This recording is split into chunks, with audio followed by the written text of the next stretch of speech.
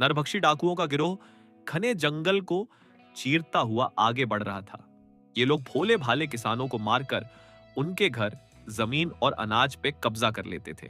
ऐसे ही आज एक किसान के खेत की तरफ बढ़ रहे थे। मक्के की लहलहाती फसल से निकलते ही सामने एक शानदार फार्म हाउस दिखाई देता है। दो डाकू हमला करने के लिए घर के पीछे चले गए। चार मक्के के खेत में गए, बाकी सरदार के साथ में थे। वो लोग आपस में बात कर रहे थे। सरदार हाथ उठाकर इशारा किया, शांत रहो। घर के पीछे वाले डाकू अंदर घुस गए। डाकुओं का सरदार अपना हाथ उठाकर फार्म हाउस की तरफ हेलो करता है। उधर घर में घुसे एक डाकू को किसान का बेटा डैनी अपने चाकू से एक ही वार में ढेर कर देता है। दूसरे को संदेह हुआ, वो इधर उधर देखने लगा। सरदार चतुराई दिखाते हुए फसल और फार्म हाउस की तारीफ करता है। आराम करने का बहाना बनकर अपने जाल में फांसना चाहता है, लेकिन वो लोग उसके झांसे में नहीं आते हैं। तभी खेत में घुसे एक ने अपनी गन लोड किया। चौकन्ना होकर इधर उधर देखने लगा। डैनी घर के अंदर घुसे दूसरे डाकू को पीछे से छुरा घोंप दिया। वो वहीं ढेर हो गया। तभी खेत वाले डाकू के सिर पर एक उड़ती हुई कुल्हाड़ी लगती है। उसका सिर दो भागों में बंट जाता है। ये वार उन बच्चों की मां और उनकी कैप्टन ने किया था।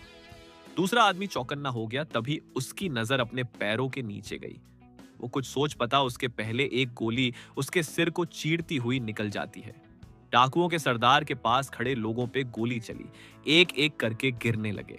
सरदार खेत में भागने के लिए बोलता है और दोनों तरफ से गोली चलने लगी। सरदार भागते हुए गिर पड़ा, जैसे तैसे खुद को संभालता है।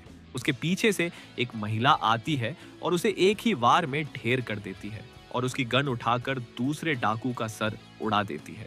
अपना वॉरलेस निकालकर अपनी बेटी रेन से पूछती है, और कोई है? वो बोलती है, एक और है। वो वहीं भाग रहा है जहां से आया था।